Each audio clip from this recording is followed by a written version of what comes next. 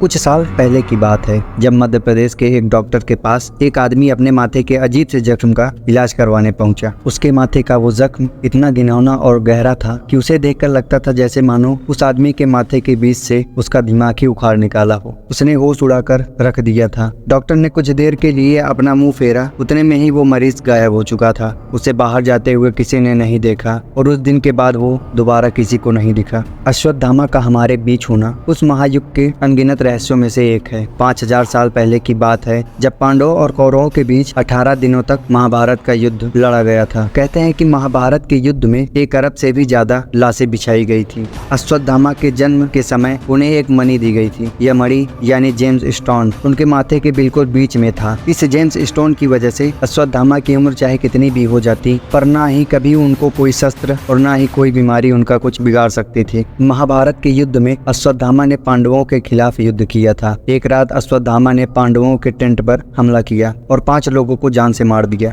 पर उन 5 लोगों का खून करने के बाद उन्हें पता चला कि वो 5 पांडव नहीं बल्कि उनके बेटे थे। अश्वत्थामा ने पांडवों को समझकर उनके बेटों का ही वध कर दिया था, जिसके कारण श्री कृष्ण ने उन्हें श्राप दिया कि सालों से घिरे इस कलयुग के अंत तक भटकते रहेंगे। महाभारत में छुपी सबसे बड़ी पहेली कि शायद आज भी अश्वत्थामा जिंदा है।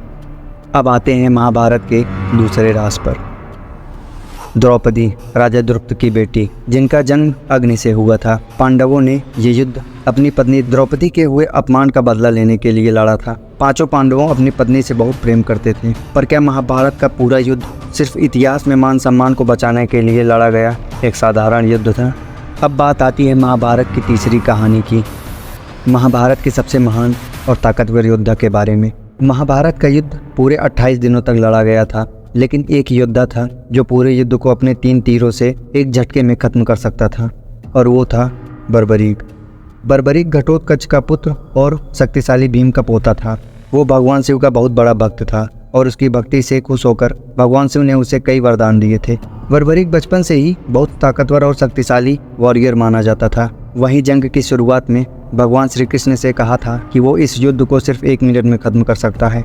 जहां बड़े बड़े योद्धा जैसे भीम वो केवल 20 दिन में, द्रोणाचार्य 25 और कर्ण 24 दिन में अकेले युद्ध को खत्म कर सकता था, पर बर्बरीक सिर्फ 1 मिनट में। बर्बरीक किसी के पक्ष में नहीं था। उसने अपनी माँ से वादा किया था कि वो सिर्फ कमजोर पक्ष की ओर से लड़ेगा। अब उसके वादे में एक बहुत बड़ी पहेली छुपी हुई थी, जिस वजह से वो इस जंग का हिस्सा नहीं बन पाए थे। बर्बरीक इतना शक्तिशाली था कि वो जिस पक्ष से लड़ता उस पक्ष का पल्ला अपने आप ही भारी हो जाता। अब इस वजह से अगर बर्बरीक युद्ध का हिस्सा होते तो अगर कौरवों को हारते देखते तो उस साइड से लड़ने लगते, और अगर पांडवों को हारते देखते तो पांडवों की तरफ से लड़ने लगते, और इसी तरह वो सिर्फ पक्ष बदलते रहते और लास्ट में सिर्फ वो अकेला बचता। इस पहेली को सुलझाने के लिए श्री कृष्ण ने बर्बरीक से उनकी कुर्बानी मांगी और उसे युद्ध लड़ने नहीं दिया। श्री कृष्ण जी की बात मान बर्बरीक ने उन्हें अपना सर काट कर दे दिया और एक आखिरी इच्छा की मांग करी कि वो पूरे युद्ध को देखना चाहता है। उसकी इच्छा पूरी करने के लिए श्री कृष्ण ने युद्ध से पहले उसके कटे हुए सर को एक पहाड़ के ऊपर लटका दिया, और फिर वहां से बर्बरीक ने सारे युद्ध को निष्पक्ष होकर देखा।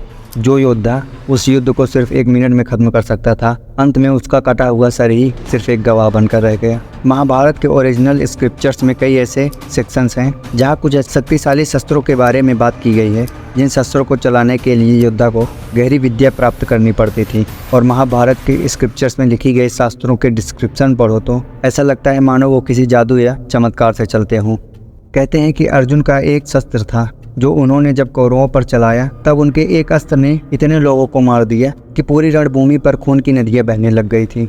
डेविड हाचर, चाइल्ड्स रेस जैसे कई ऑथर और रिसर्चर्स का मानना था कि एंशिएंट टेक्स्ट में जो अस्त्र और शस्त्र हैं वो आम वेपन नहीं बल्कि मॉडर्न एंड एडवांस वेपन्स और कई न्यूक्लियर वेपन से मिलते जुलते थे। माना जाता है कि महाभारत में दुनिया का पहला पावरफुल वेपन या अस्त्र बनाया गया था। ये एक ऐसा अस्त्र था जो किसी का भी हाथ या सर एक ही झटके में काट कर अलग कर सकता था। कितने ही बड़े रथ हों उनको सिर्फ एक ही झटके में टुकड़े टुकड़े कर नष्ट कर सकता था।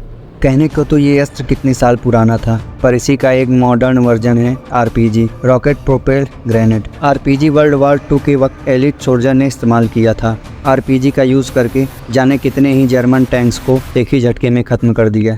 अब बात अस्त्रों की है तो ब्रह्मास्त्र को कौन भूल सकता है। महाभारत में लिखा है कि ब्रह्मास्त्र एक ऐसा अस्त्र था जो सिर्फ एक ही बार में कुछ लोगों को ही नहीं बल्कि पूरी सृष्टि को तबाह कर सकता था। ब्रह्मास्त्र लॉर्ड ब्रह्मा का बनाया एक आग के गोले के समान अस्त्र जो पूरी धरती में क्रैक्स और डॉट्स ला सकता था। महाभारत के युद्ध में परशुराम, भीम, द्रोण, कर्ण, कृपाचार्य, अश्वत्थामा, अर्जुन और युधिष्ठिर ये सब इस अस्त्र को चलाना जानते थे। इसी तरह हमारे शस्त्रों में न जाने कितने ऐसे शस्त्र छुपे होंगे जिनसे हम बेखबर हैं।